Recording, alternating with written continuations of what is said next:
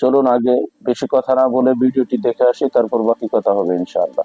আমার খাজাও বলছেন, বাবা যারা আমার কথা মানে, আমার কাছে আসে এবং আমার কথা মানে, বাবা তারা কবরে গেলেও টেনশন করা লাগবে না, তাদের কবরে মুনকার নকির আসবে না।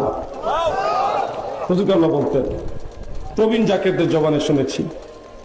আমার কাছে যারা আসবে, আমার কথা যারা মানবে, তাদের চিন্তার কারণ নাই, তারা কবরে গেলেও চিন্তা করা লাগবে না, তাদের কবরে মুনকার নকির আসবে না। ওরে কেউ যাইও না ওরে মমিন ওই নাকাবার ঘরে, ওরে সিজদা দিতে যাইলে তোমার শিরিক হইতে পারে।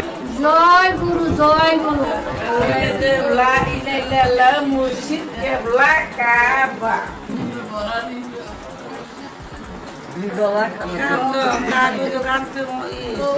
পঞ্চাশ হাজার বছর নামাজ পড়লে জান্নাতে যাইবো এরকম দলিল কেউ দেয়া পারবো?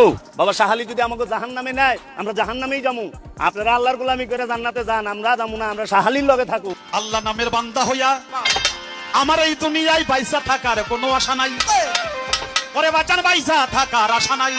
আমার মুর্শিদ নামে কাফের হইয়া, আমার বাঁচার নামে কাফের হইয়া আমি যেমন মইরা যাই।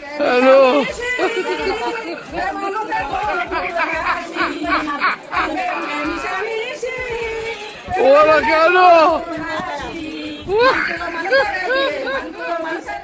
নবী রসুলরা ব্যবসা করবার লেগে আহে নাই, নবী রসুলরা মাদ্রাসা বানাইবার আহে নাই। নবী রাসুল পীরে অলিয়ে কামেলরা মাদ্রাসা, আপনি পীর সপ্তাহটা মাদ্রাসা বানাইল না, আমি অলিরা মাদ্রাসা বানাই না, এটা মোল্লার কাম। আপনি মোল্লা হয়েছেন, এটা মাদ্রাসা বানাইবেন।